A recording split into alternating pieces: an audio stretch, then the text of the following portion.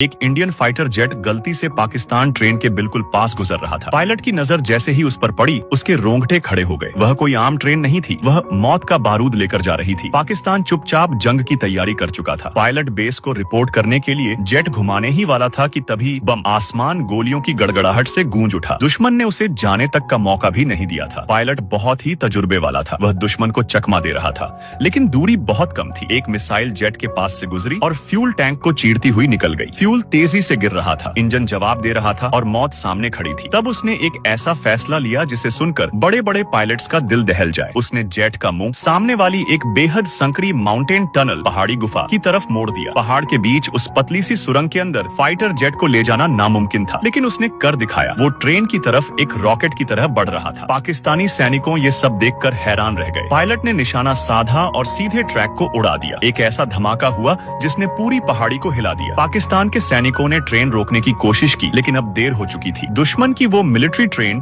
अब सिर्फ लोहे का जलता हुआ ढेर थी। पायलट ने एक गहरी सांस ली। अपनी जीत का जश्न मनाने ही वाला था कि तभी रडार पर 2 डेथ वार्निंग्स चमकी। पाकिस्तान ने 2 हीट सीकिंग मिसाइल्स लॉन्च कर दी थी। अगर अपनी इंडियन आर्मी से प्यार है तो लाइक और सब्सक्राइब जरूर करें।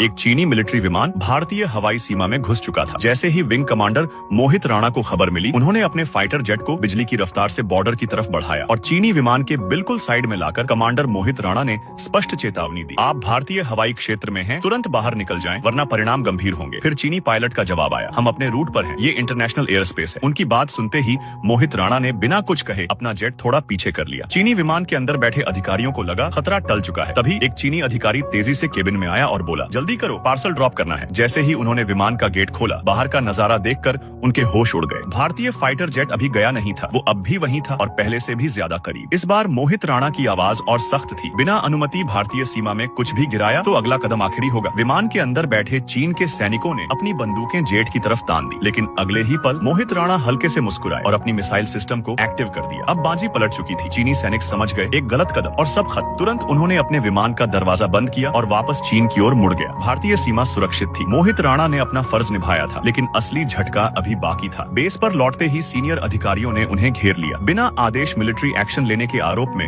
उन्हें कड़ी फटकार लगाई गई और कुछ ही समय बाद उन्हें इंडियन एयरफोर्स से भी बाहर कर दिया गया। जिसने देश की रक्षा की उसी को सजा मिली। इस वीडियो को लाइक और सब्सक्राइब करके इतना शेयर करो कि सभी हिंदुस्तानियों को इसकी खबर मिले। पाकिस्तान की जेल से भागकर आए भारतीय सैनिक अपनी आंखों के सामने भारत की सरहद को इतने करीब देखकर बहुत खुश हो जाते हैं। तभी वे दोनों जल्दी से भारत की धरती की ओर दौड़ पड़े, लेकिन पीछे से पाकिस्तानी सैनिकों की गोलियों ने उनकी उम्मीदों पर पानी फेर दिया। एक सिपाही घायल होकर गिर पड़ा। तभी दूसरा सिपाही अपने साथी को पत्थर की आड़ में छुपाकर भारत की सीमा की ओर दौड़ पड़ा।